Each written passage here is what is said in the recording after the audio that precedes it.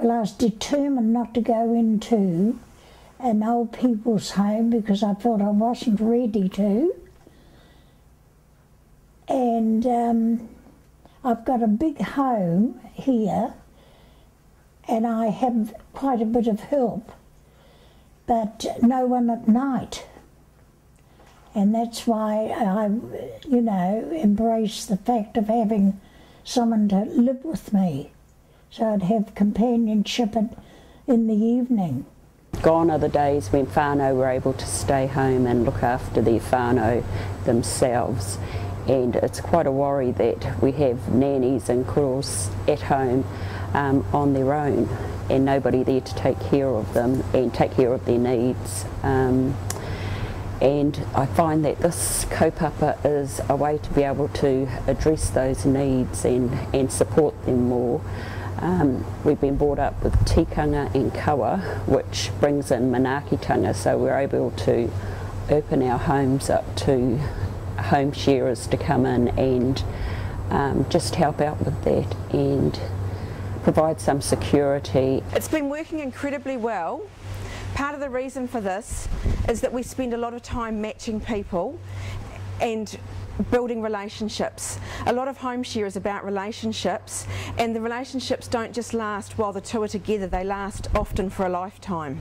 I think the matching process is very, very important because not everybody gets on, not everybody has everything, interests, etc. the same.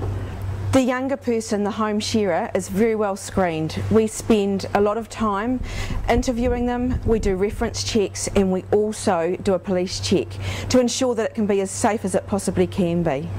I think the biggest advantages for the home share householder is the fact that they can stay in their own home. Getting somebody to share her home with her was just amazing for her. She came out of her shell, she just seemed to be relating to other people so well. Deb, the older person has to provide a room, a bedroom. What else do they need to provide? The home sharer will pay $25 a week. The reason for this is that the older person will lose their living alone allowance. They also pay a share of the telephone, a share of the power, and they also pay for their own food. They can actually do food together, where they go out to the shops together and buy the food together, or they can do the food completely separately and cook their meals on their own. That often works if the older person is already having Meals on Wheels or another meal provided by somebody else. So in your role as the home share coordinator, do you actually set all this up with both parties? Yes, there's a contract in place and we go through the contract with the three of us together and negotiate a contract that everybody's happy with, and then I continue throughout the whole time that the two are together. I monitor the situation and just keep an eye on it and make sure that it's going okay for both people. If there's any problems, either of them can come to me and we can sort out the problems, because usually it's much better that you sort out a small problem and get it under control and fix it than it is to let something get out of control and become to a point where they don't want to live together anymore. And this is very easy to do, and it's usually very easy to solve any little problems. Deb, I notice on the home share brochure it talks about the home sharer providing X amount of hours of help to the older person. Could you tell me more about that? The younger person is expected to give up to 8 hours of help a week. That is negotiated. Originally when we do the contract, we work out what sorts of things that the older person would like to be done and what sort of things the younger person is prepared to do. And often it's things that are difficult for the older person to do. For instance, getting washing off the line at night can be really difficult, and ironing as well. If there are services already in place from Options or from another source in Hawke's Bay, then that stays in place. We don't interfere with anything that's already in place, and the home sharer then does things on top of that.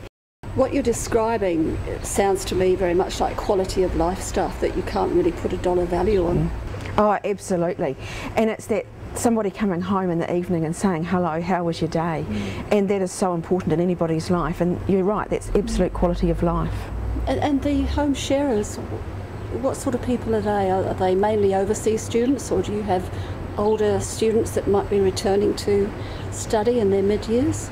It's a huge range of people that apply to be home sharers, and they do apply. There is an application process, so they don't just say I want to be a home sharer and we automatically say yes, that's fine. And yeah, they can be professional people. They're often people who've had a change of direction in their life and are going back to study, or like you say, overseas students. I love elderly people, so I thought it was a good opportunity to get this scheme, because I can save money and I can enjoy company with elderly people. And elderly people is wonderful because they've got a lot of knowledge, more than me. I can learn a lot of things. Because I've been a widow for 22.5 years, and I'm used to living on my own now, and I wondered how I'd live with another person. But Yuri fitted into that slot just so beautifully that we got on fine, even though there's a huge age difference between us. The younger people often find out because we often advertise the positions available on TradeMe, which most young people know about in New Zealand. And the older people, we have, they can contact us directly at Presbyterian Support East Coast, but also we have brochures available at the doctors, hospitals, churches. And it was my son that put me on to you people in Enliven, which I had never heard of. And so we went from there, and a lot of the time families are quite busy, so getting, you know, to mum and dad can be quite difficult and stressful at times, and the fact that they know that there's a person living in the home with mum and dad brings comfort in itself. They know that mum or dad are going to be safe and looked after and, you know, well cared for. But it's always nice to know there's somebody else in the house.